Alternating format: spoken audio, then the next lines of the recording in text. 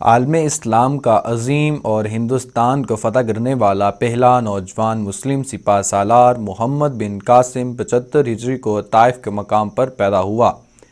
باپ کا نام قاسم اور دادا کا نام محمد تھا۔ جب بڑا ہوا تو اس وقت مسلمانوں کا خلیفہ ولید بن عبد الملک تھا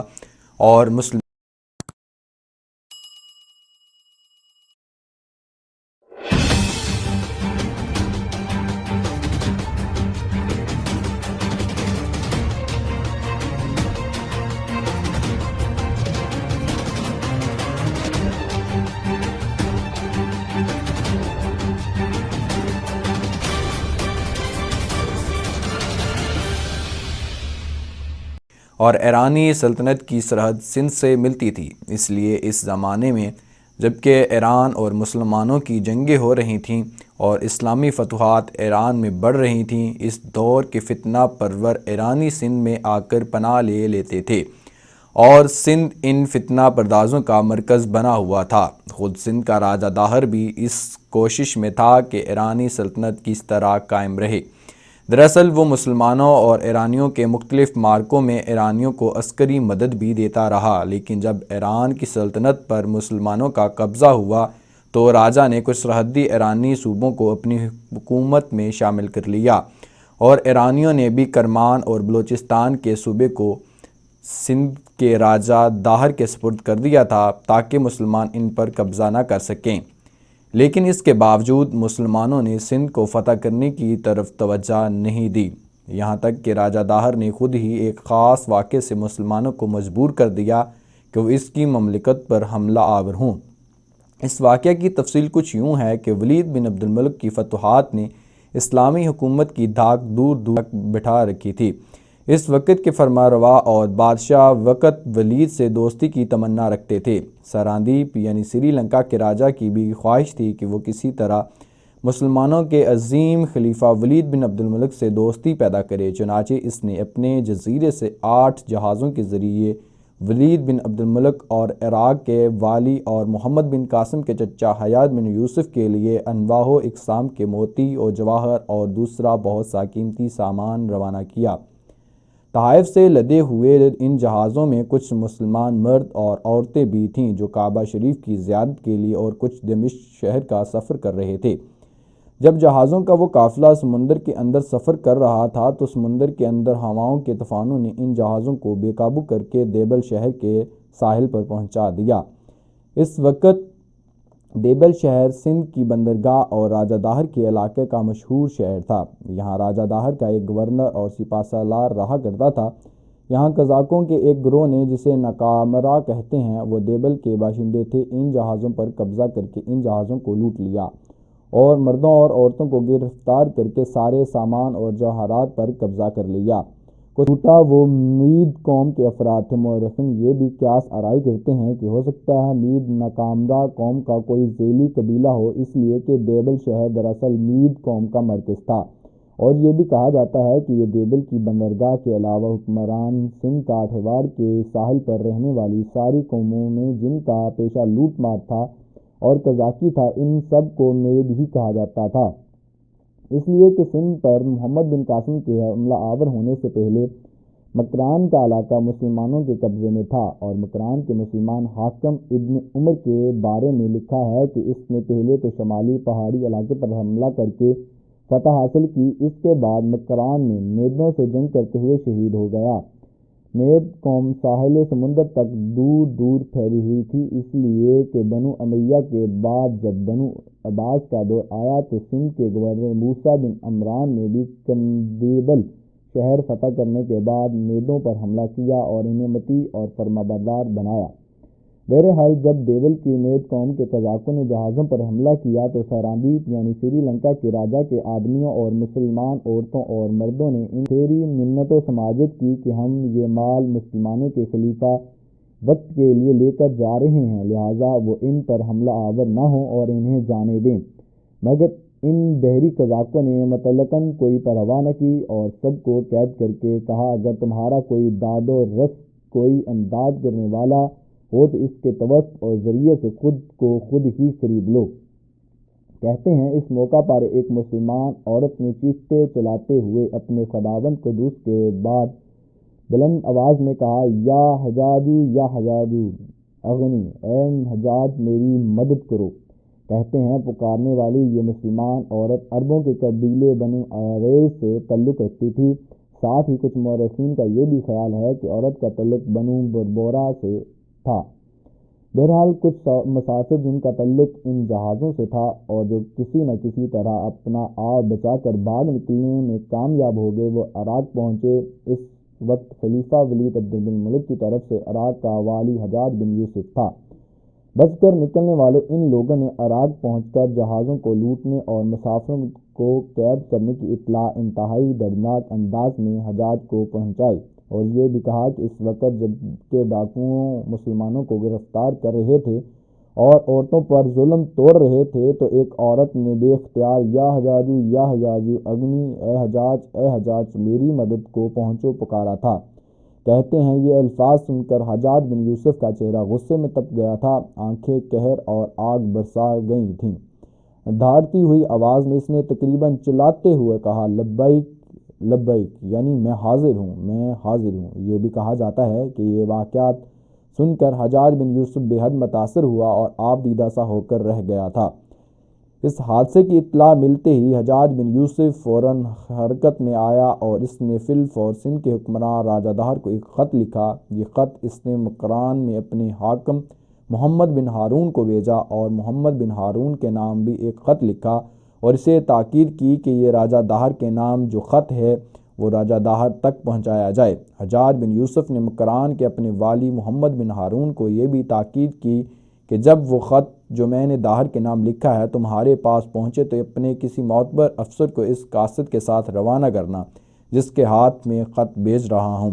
اور انہیں راجہ داہر کی طرف روانہ کرنا، اور راجہ داہر سے کہا جائے کہ وہ ان تحائف کو جو خلیفہ کے لیے سری لنکا کے راجہ نے بھیجے تھے، ان بیواؤں، یتیموں، حاجیوں، مردوں اور عورتوں کو آزاد کر دے جنہیں دیبل کی بندرگاہ پر قید کر لیا گیا ہے۔ حجاج بن یوسف نے سندھ کے راجہ داہر کے نام جو خط لکھا، اس کی تفصیل کچھ اس طرح تھی: ہمارے ملک کے لوگ جو تمہارے علاقے میں قید کر لیے گئے ہیں، ان کو باعزت طریقے پر واپس کرو اور مال و اسباب کا جو نقصان ہوا ہے اس کا تاوان ادا کرو۔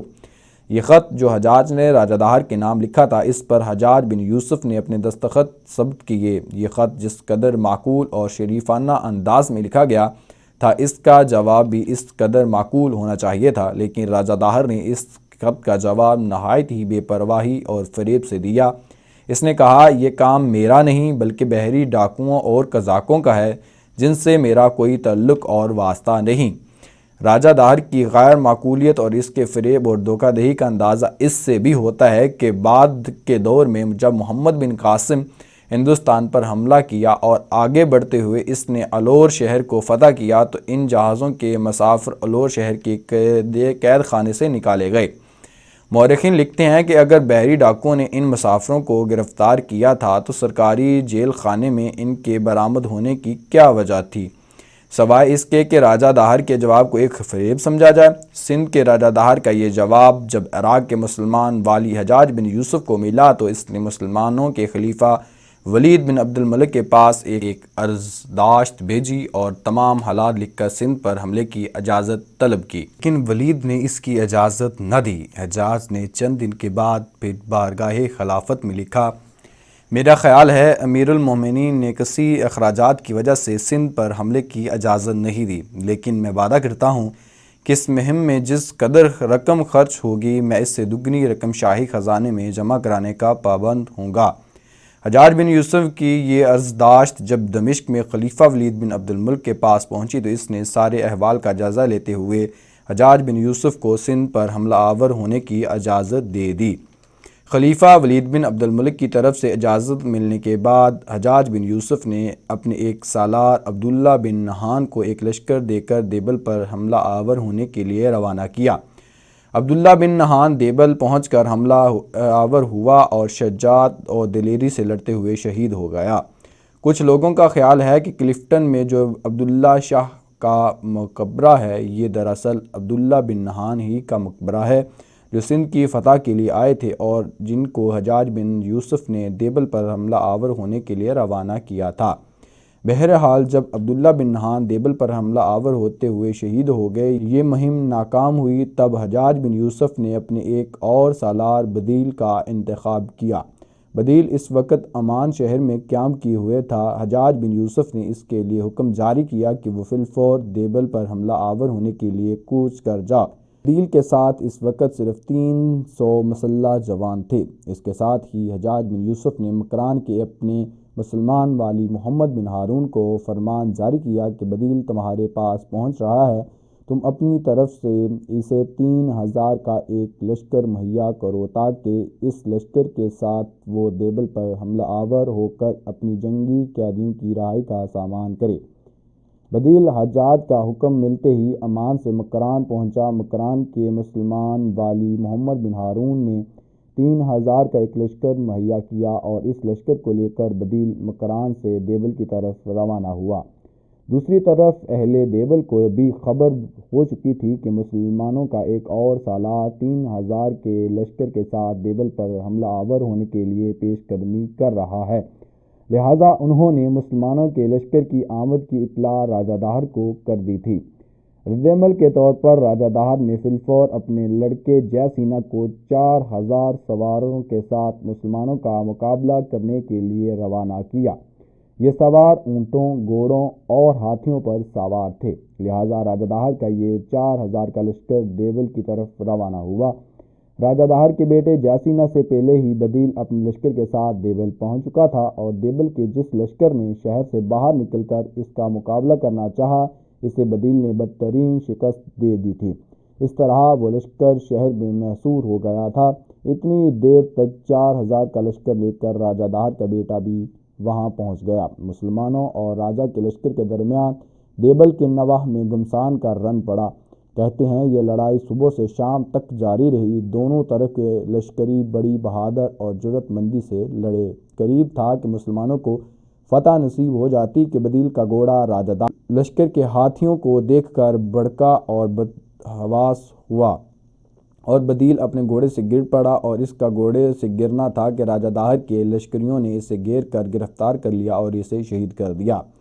اس طرح مسلمانوں کے سپہ سالار کے جنگ میں شہید ہو جانے کے بعد مسلمانوں کو پسپائی اختیار کرنا پڑی۔ اس طرح دوسری بار بھی مسلمان دیبل کو فتح کرنے میں کامیاب نہ ہوئے۔ مورخین لکھتے ہیں کہ حجاج بن یوسف کو جب بدیل کے دیبل کے نواح میں شہید ہونے کی خبر ملی تو اس سے بے حد دکھ ہوا اور صدمہ ہوا۔ اس کے دکھ اور افسوس کا اندازہ اس سے لگایا جا سکتا ہے کہ اس نے مؤذن سے التماس کی کہ جب تو اذان کہے تو اذان کے بعد مجھے ہر روز بدیل کا نام یاد دلایا کرے تاکہ میں اس کے لیے اس وقت تک دعا کرتا رہوں جب تک میں اس کا بدلہ نہیں لے لیتا۔ کہتے ہیں بعد میں ایک شخص جو بدیل کے ساتھ جنگ میں شامل تھا حجاج بن یوسف کی خدمت میں حاضر ہوا اور اس نے حجاج بن یوسف کے سامنے بدیل کی شجاعت اور جرأت مندی کے واقعات بیان کیے۔ اس نے وہ سارے حالات حجاج بن یوسف سے کہے جس نے اپنی آنکھوں سے دیکھے تھے۔ اس نے حجاج سے یہ بھی کہا کہ میں اس وقت وہیں تھا جب بدیل شہید ہوا اور لشکر اسلام کو شکست کا منہ دیکھنا پڑا۔